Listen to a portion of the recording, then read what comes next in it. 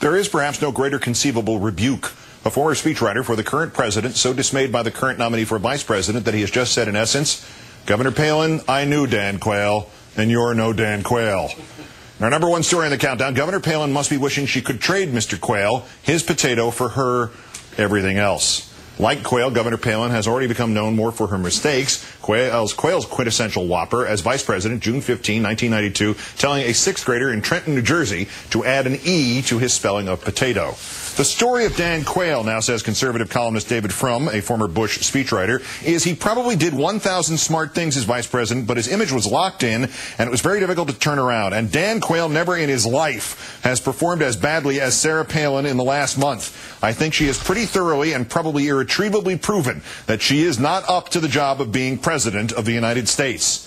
Meantime, more Palin gems uncovered, or in this case confirmed, by the L.A. Times. Shortly after being elected mayor of Wasilla, Ms. Palin discussed her religious beliefs with a local music teacher, telling him that, quote, dinosaurs and humans walk the earth at the same time.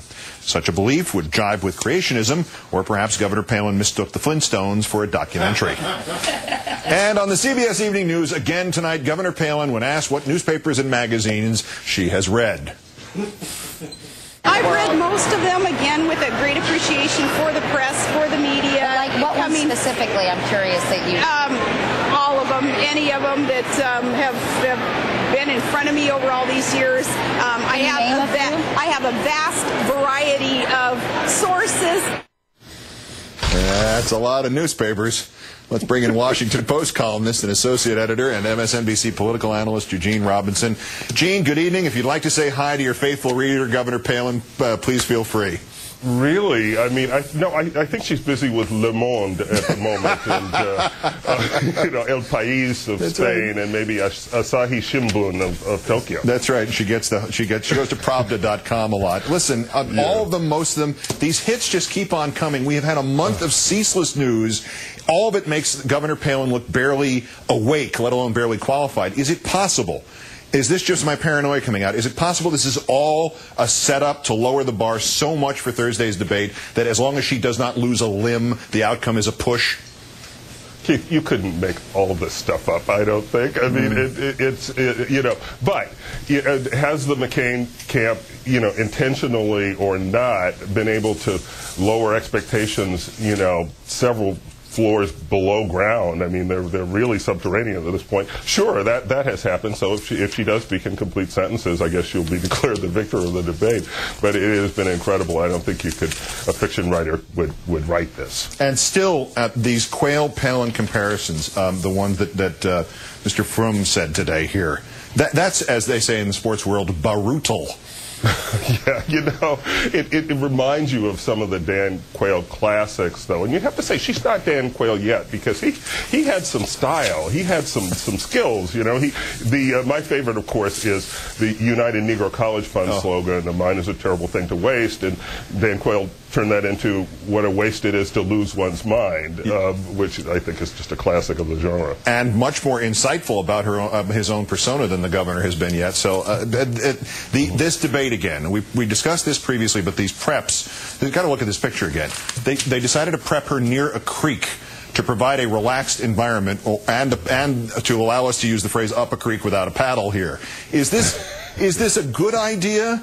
Is there a swimsuit competition? And if there is, should they not tell Joe Biden before it's too late? I confess, I have no idea what's going on here. I mean, why go out by the creek to practice the debate? It doesn't mesh for me. If it works for Sarah Palin, maybe it does. I don't know. I mean, this is going to be so interesting on Thursday, and I'm almost afraid to watch and just to shudder to think what might happen. But it's going to be interesting. And you still think if they pulled her off the ticket tomorrow, saying there's a family emergency and she has to withdraw, that the hit they would take would exceed the hit they will take if she does in fact come across like Mayor Winston from the Michael J. Fox TV series Spin City? I just don't think they can pull her off the ticket at this point. I think the hit he would take from the far right would be just brutal, as you said, and he might not survive it. So, but then again, Keith, and let me quote Dan Quayle now. You know, I hereby stand by all the misstatements I have made. So I could be wrong. But I mean, you'd have a natural excuse of some sort, and he could find another conservative, couldn't he? Well, he could, but you know, Sarah Palin has an X factor, you know, that appeals to a lot of people, that has really energized the electorate in a way that, you know, Mitt Romney certainly wouldn't. You know, I mean, she has something there. You're reading that out of a bunch of newspapers, and I'd like you to list all of them in the world.